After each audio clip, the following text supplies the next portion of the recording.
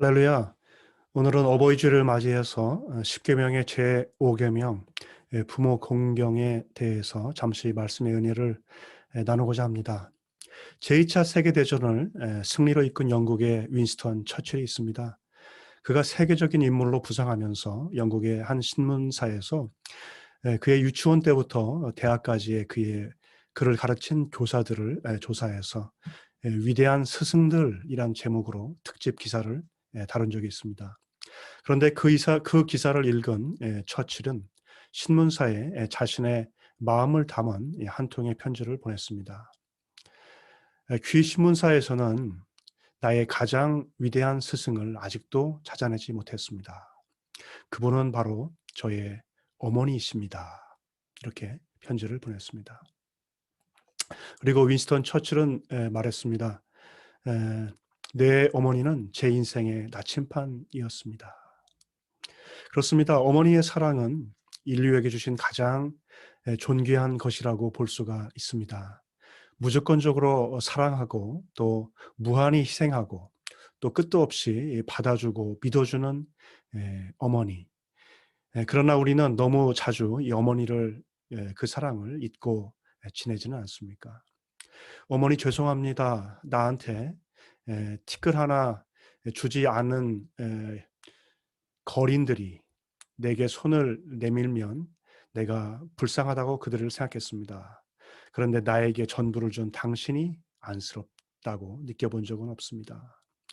나한테 인사치레 밥 한 번 사준 친구들과 선배들이 고마웠습니다.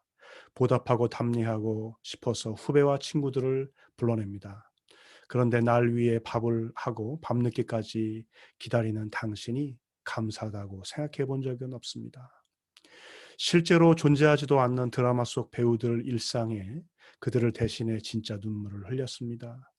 그러나 실제 생활에 힘겨워하고 숨가빠워하는 당신을 위해서 진심으로 눈물을 흘려본 적은 없습니다. 남자친구가 생기고 사랑을 하면서 더 잘해주고 더 아껴주려는 방법을 생각했습니다. 골방에 누워 아픈 당신 걱정은 그러나 제대로 해본 적이 없습니다. 친구와 애인에겐 사소한 잘못 하나에도 스스로 죄책감에 미안하다고 사과하고 용서를 구했습니다. 그러나 당신에게 한 잘못은 셀 수 없이 많아서 용서를 구할 수조차 없습니다. 죄송합니다. 죄송합니다. 죄송합니다. 이제야 조금 알게 되어 죄송합니다. 아직도 전부 알지 못해서 죄송합니다. 2005년 11월 25일 엄마의 위암 판정 소식을 받은 가운데서 그녀가 서울여자대학교 사랑의 엽서 공모전에 출품하고 대상을 받은 전민진 학생의 그런 글입니다. 우리 날이 갈수록 우리 현대의 가정은 핵가족화되고 있습니다. 뿐만 아니라 포스트 모던 시대를 살아가면서 가정이 온통 해체되어지는 그러한 기분입니다. 이제 가정의 달을 맞이해서 하나님께서 축복해 주시고 세우신 이 가정을 좀 더 고민해 보고 잘 생각해 보시는 시간들 되시면 좋겠습니다. 그리고 오늘 특별히 어버이 주일을 맞이해서 이 십계명의 그 5계명으로 되어 있는 이 부모 공경에 대한 이 말씀에 대해서 잠시 상고하는 가운데 말씀의 은혜를 나누고자 합니다. 먼저 출애굽기 20장 12절은 이렇게 되어 있습니다. 내 부모를 공경하라. 그리하면 내 하나님 여호와가 내게 준 땅에서 내 생명이 길리라. 이렇게 말씀합니다. 10계명의 전반부인 1계명부터 4계명까지는 하나님을 향한 사랑을 다루고 있죠. 하나님을 어떻게 예배하고 섬길 것인가. 그리고 후반부인 5계명에서 10계명까지는 우리 사람에 대한 사랑을 우리에게 규명해 주고 있습니다. 다른 말로는 하나님을 향한 예배와 믿음과 사랑이 이제 사람들 사이에서 어떤 삶으로 드러나고 표현되어질 것인가라고 하는 것을 최소한의 범위에서 규정하고 있는 것이죠. 그런데 놀랍게도 이 대인 관계에 주어진 이 5계명부터 이 10계명까지의 계명 중에서 제일 먼저 나오는 5계명에 부모를 공경하라고 하는 말씀이 나오고 있다고 하는 바로 그러한 사실입니다. 공경하라고 하는 그 히브리어 카베드는 무겁다라는 뜻이죠. 그러니까 무게가 나간다는 소리입니다. 명예롭고 존경스럽고 그리고 영광스럽게 부모를 대하라는 그러한 뜻이 되겠습니다. 그렇다면 성경의 이 부모 공경을 왜 제5계명으로 이렇게 중요하게 취급하는 이유는 무엇일까요? 종교개혁자 마틴 루터는 이렇게 말했습니다. 제5계명은 하나님의 대리자들을 가리키는 말이다. 그러므로 하나님을 공경심과 경외심을 갖고 섬겨야 되는 것 같이 그의 대리자들인 부모들에게도 그렇게 해야 한다. 이렇게 마틴 루터가 말했습니다. 자식에게 부모는 어떤 존재인가? 그것은 보이지 않는 하나님의 눈에 보이는 이 땅의 대리자가 바로 부모님들이라고 하는 사실입니다. 그래서 부모를 공경할 수 있는 사람은 또 하나님을 진정으로 섬길 수 있는 사람이 되는 것이죠. 눈에 보이는 부모님에게 공경의 의무를 행하지 않는데 눈에 보이지 않는 그 하나님을 경외한다고 하는 것은 어려운 말이 되지 않겠습니까? 우리는 부모님의 모습 속에서 내가 때로는 이해할 수 없고 때로는 마음에 들지 않는 부분들이 있다고 해서 그 부모를 공경할 수 없다고 한다면 우리는 우리의 유한함 때문에 다 이해할 수 없는 그 하나님을 생각할 때마다 우리는 하나님을 경외하지 않는 그런 핑계구실을 찾을 수 있게 되겠죠. 그러나 이 오계명은 바로 이 대인 관계에서 제일 처음 언급될 정도로 가장 중요한 관계가 바로 무엇인가? 그것은 부모를 향한 우리의 자식의 도리고 관계라고 하는 것을 우리에게 말씀해 주고 있다고 하는 것입니다. 그런데 여러분 이것이 레위기서 19장을 보시면 이 부모 공경이 또 다른 측면으로 설명이 되어 있습니다. 그것은 거룩한 삶의 첫 계명으로서 부모 공경을 다룬다라고 하는 것입니다. 레위기는 처음에 제사를 어떻게 드릴 것인가, 이 제사 제도를 중요하게 다루고 있죠. 특별히 그런데 이제 19장에서는 이 거룩하신 하나님을 이 본받아서 이 땅에서 어떻게 거룩한 삶을 살 것인지를 우리에게 가르쳐 주고 있습니다. 특별히 레위기서 19장 3절은 이 부모 공경을 그 거룩한 삶의 첫 계명으로 제시하고 있다는 것입니다. 레위기 19장 1절에서 3절은 이렇게 말씀합니다. 여호와께서 모세에게 말씀하여 이르시되 너는 이스라엘 자손의 온 회중에게 말하여 이르라. 너희는 거룩하라. 이는 나 여호와 너희 하나님이 거룩함이니라. 너희 각 사람은 부모를 경외하고 나의 안식일을 지키라. 나는 너희의 하나님 여호와니라. 이렇게 말씀하고 있습니다. 레위기는 먼저 이스라엘 백성들이 성막에서 어떻게 하나님을 제사 드릴 것인지를 우리에게 가르쳐 주고 있습니다. 예배를 가르쳐 주고 있는 것이죠. 그런데 그것으로 끝나지 않습니다. 예배의 목적이 예배 자체에 있지 않고 그것이 하나님을 닮은 성품으로 발전하게 되며 따라서 우리의 삶이 거룩한 삶으로 변화되어야 한다는 것을 이 레위기에서 우리에게 보여주고 있기 때문입니다.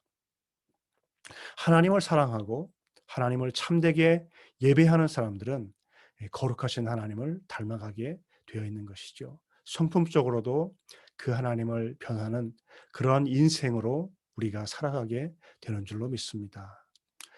그런데 특별히 레위기 19장은 그 거룩한 은혜를 입은 성도가 이 땅에서 어떻게 거룩하게 살아야 하는지 계속 가르쳐 주고 있습니다. 그 내용들은 이렇습니다.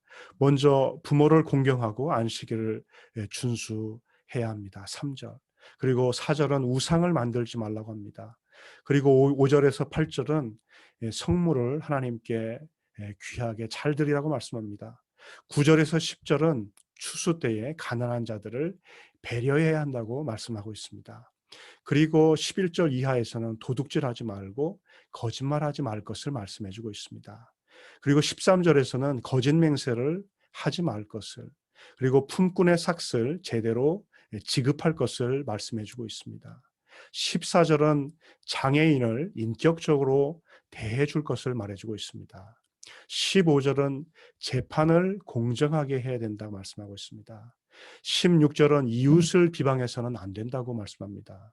그리고 17절, 18절은 이웃을 내 자신과 같이 사랑하라고 말씀합니다. 32절에서는 노인을 공경하라고 이렇게 말씀을 하고 있고요. 그리고 33절에서 34절은 어려움을 겪고 있는 그 외국인 근로자들을 잘 배려할 것을 말씀해 주고 있습니다.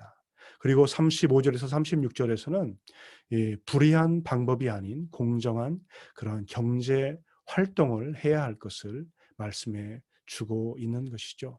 그렇게 레위기 19장은 하나님께 예배를 제사를 잘 드린 백성이 그의 삶 속에 거룩한 하나님을 닮아서 이 하나님 닮은 그 성품이 이 거룩한 삶으로 드러나야 된다라고 하는데, 그렇게 거룩한 삶이 드러나는 그런 모습들 가운데서 여러 가지 것들을 표현해 주고 있죠. 그런데 그 가운데서 제일 먼저 우리에게 제시해 주는 것이 무엇입니까? 바로 부모 공경이라고 하는 것입니다. 하나님께서 요구하시는 그 거룩하신 그 삶에 제일 우선되는 것이 부모님을 공경하라고 하는 것이 굉장한 의미가 있지 않겠습니까?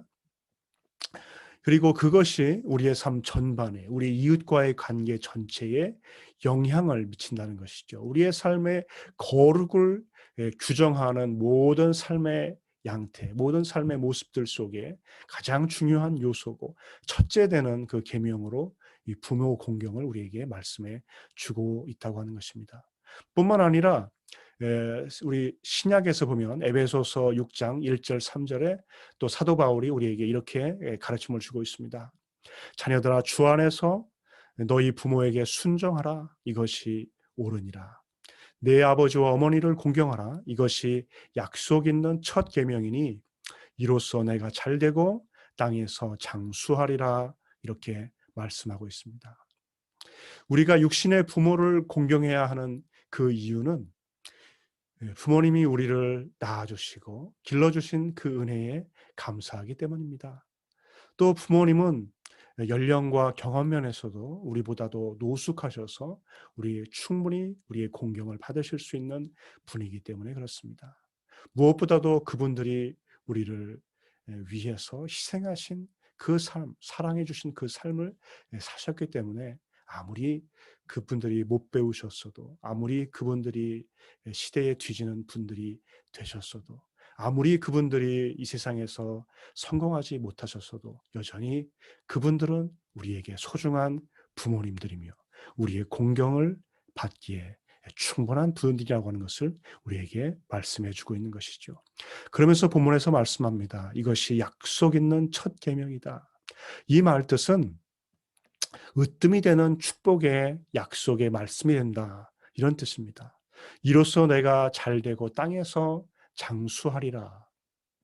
이것은 하나님께서 주시는 이 땅에서의 그런 축복을 우리가 참여하게 된다고 하는 것을 말씀해 주고 있는 것입니다. 가장 으뜸되고 첫째 되는 그러한 약속의 그 축복이 어디서부터 시작이 되는가? 바로 가정에서 시작이 되고 있고, 특별히 가정 안에서 우리를 낳아주시고 길러주시고 그러기 위해서 자신을 희생해 주신 그 부모님을 공경하는 데서 이 놀라운 하나님의 축복이 우리에게 흘러간다고 말씀해 주고 있는 것입니다. 여러분, 노아의 가정을 한번 생각해 보십시오.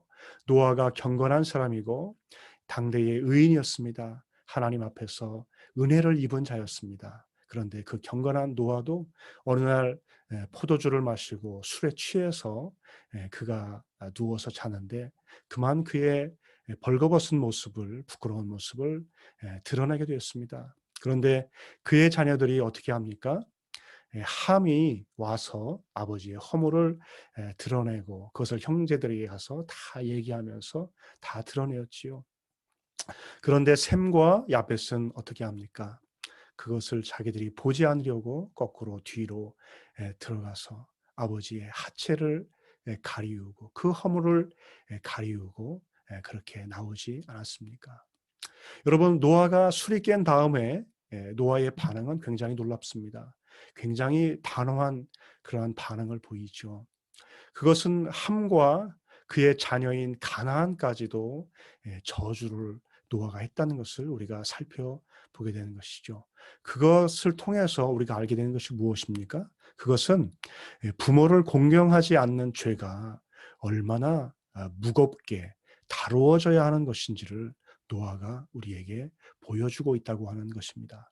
하지만 하나님은 부모 공경에 힘썼던 셈과 야벳을 크게 또한 축복해 주셨던 것을 우리가 볼 수가 있게 되죠.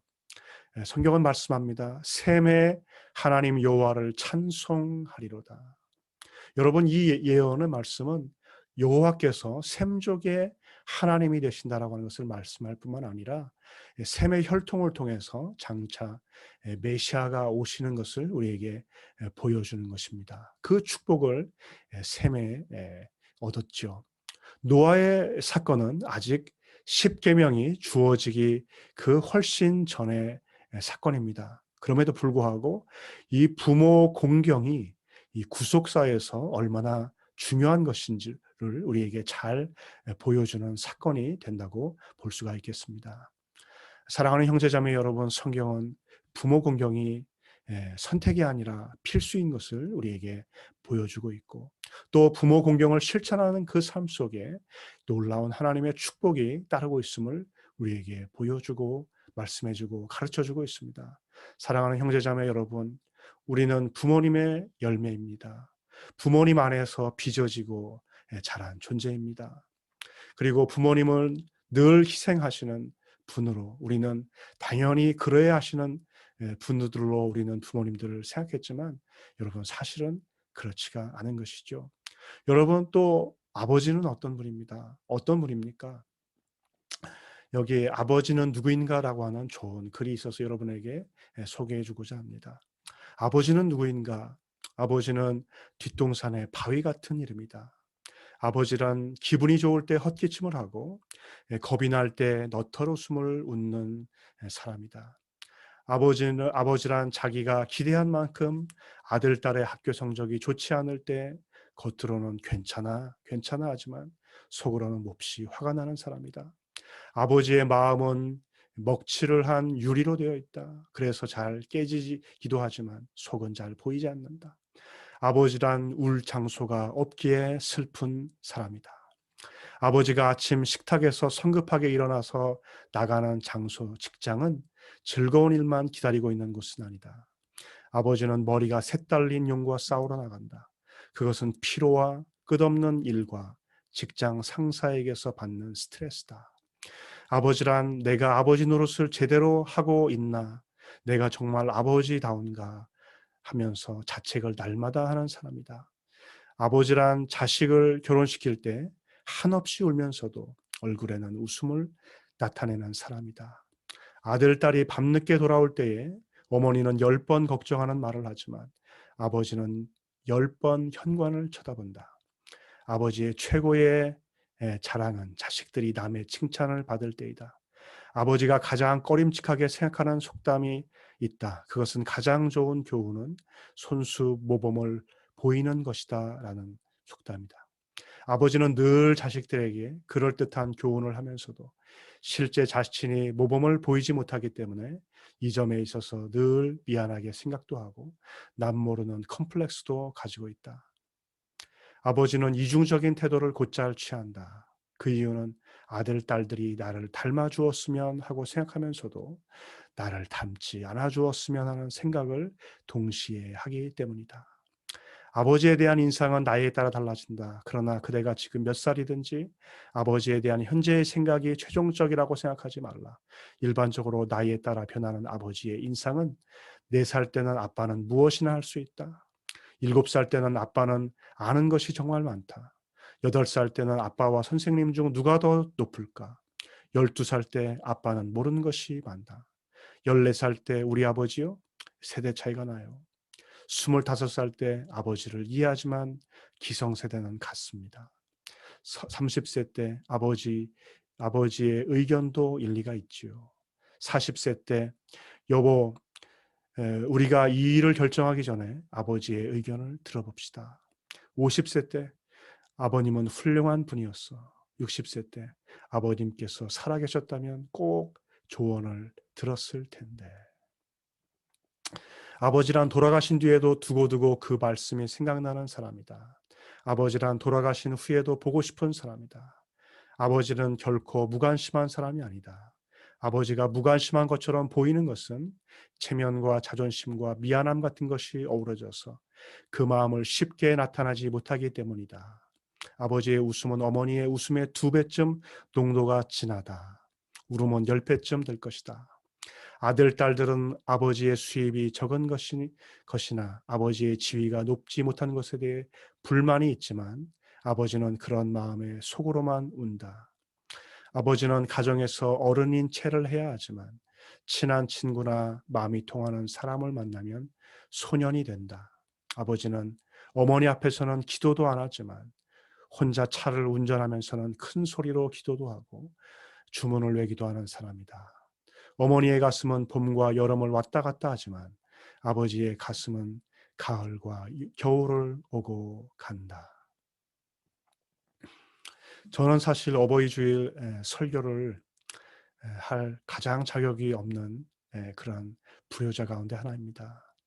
그것은 제가 선교한답시고 부모님에게 살갑게 전화 한번 제대로 못했고, 또 선교한답시고 자신은 세계가 좁다고 쏘다니면서도 또 부모님은 제대로 세계 여행 한번 시켜드리지 못했고, 선교한답시고 어머니 안 모시는 것을 당연하게 여겼고, 선교한답시고 부모님 용돈 못 드리는 것을 당연하게 여겼고, 선교한답시고 어머님이 좋아하는 옷 한 벌 제대로 사드리지 못했고, 선교한답시고 바쁘다고 어머니와 함께 시간을 많이 보내드리지 못했기 때문입니다. 그래서 가정의 달 어버이 주일이 되면 이 부모님의 가슴에 더 이상 빨간 카네이션을 달아드리지 못하게 된 그런 상황 속에서 저의 가슴은 더 시리기만 합니다. 그러나 여러분, 정말 이 세상에서 부모님만큼 귀하고 정말 우리의 사랑과 감사를 받아야 될 그런 분들이 또 있을까요? 여러분, 낳으실 때 괴로움 다 잊으시고 기를 때 밤낮으로 애쓰셨던 그런 부모님의 마음, 진자리 마른 자리 갈아 누이시면서 손발이 다 닳도록 고생하시면서 여러분 사셨던 그 부모님, 하늘 아래 그 무엇이 넓다 하겠습니까? 그 어머님의 희생은 어느 것과도 비교할 수 없을 것입니다. 이젠 지상에서 더 뵙지 못하는 아버지, 어머니를 생각하면 너무나도 보고 싶고 또 죄송하고, 또 부모님께 더 잘 해드렸어야 하는데 그렇지 못했던 것이 늘 미안하고 죄송한 마음뿐입니다. 여러분들도 아직 부모님께서 살아계시다면 부모님을 자주 찾아뵐 수 있는 여러분 되시기를 바랍니다. 그리고 부모님을 찾아뵈셔서는 부모님 앞에 수다를 또 많이 떠시면서 부모님과 마음껏 대화를 나누시고, 또 부모님의 하시는 말씀도 잘 들어드리시고, 또 여러분의 삶 속에 있었던 일들도 부모님께 잘 말씀드리면서 그렇게 부모님과 좋은 그런 시간들을, 좋은 추억들을 여러분 남기시면 참 좋겠다는 그런 생각이 듭니다. 여러분, 포스트 모던 시대를 우리가 살고 있습니다. 가정들이 무너지고 해체되고 아픔들이 너무나 많고 사연이 있는 그런 가정들이 너무나 많은 이 시대, 이 아픔의 시대, 상실의 시대를 우리가 살고 있습니다. 그러나 하나님의 뜻은 바로 가정을 바로 세우는 것입니다. 그리고 바로 가정 속에서 이 하나님은 축복이 흘러가도록 하나님께서는 창치해 두셨습니다. 여러분, 부모님을 공경하십시오. 비록 그 부모님이 못 배우셨어도, 비록 부모님의 행동을 여러분이 다 이해하지 못해도, 비록 부모님에게 여러분에게 마음에 들지 않는 그런 부분이 있다 할지라도 우리가 그분들을 공경하는 것은 그분들의 삶에 무게가 있기 때문입니다. 그것이 바로 히브리어 공경하다라고 하는 말의 의미입니다. 그 무게, 그분들의 삶의 무게, 그분들이 우리를 위해서 하신 그 사랑의 무게, 그분들이 우리를 위해서 하신 그 희생의 무게 앞에서 우리가 고개를 숙이는 것입니다.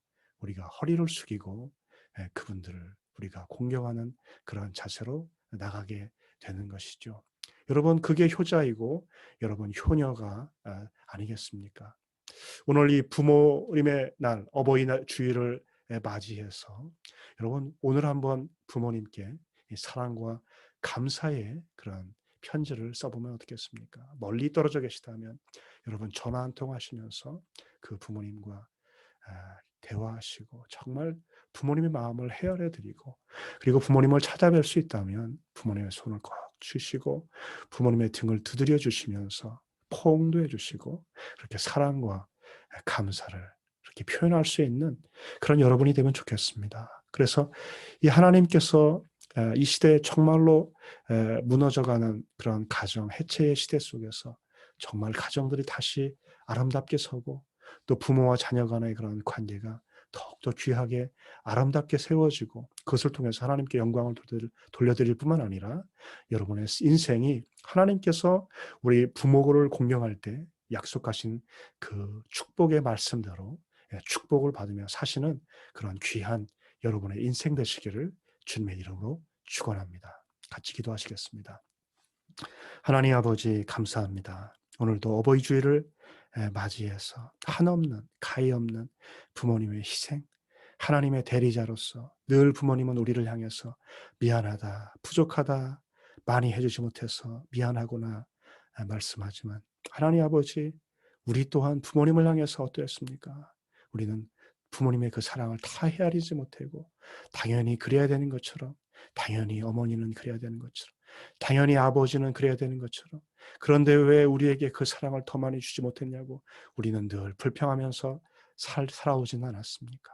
하나님 아버지, 우리가 어버이날을 맞이해서, 어버이 주일을 맞이해서 부모님께 연락하고 부모님을 만나고 부모님을 찾아뵙고 그 사랑과 헌신과 희생에 감사를 드리는 저희들 될 수 있도록 도와주시고, 사랑과 공경으로 주님께, 부모님께 또한 보답하며 응답하는 저희 모든 성도님들 될 수 있도록 우리 주님 붙잡아 주시고, 오늘도 귀한 복된 주일이 될 수 있도록 주여 축복하여 주시옵소서. 감사합니다. 예수님 이름으로 기도합니다. 아멘. 오늘 어버이 주일입니다. 꼭 시간을 내셔서 부모님을 찾아뵈시고 카네이션도 달아드리시고 한번 껴안아 주시고, 또 멀리 계시면 편지도 쓰시고 이메일도 쓰시고 전화도 하시면서 귀한 시간을 그렇게 아름답게 보내시기를 축원합니다.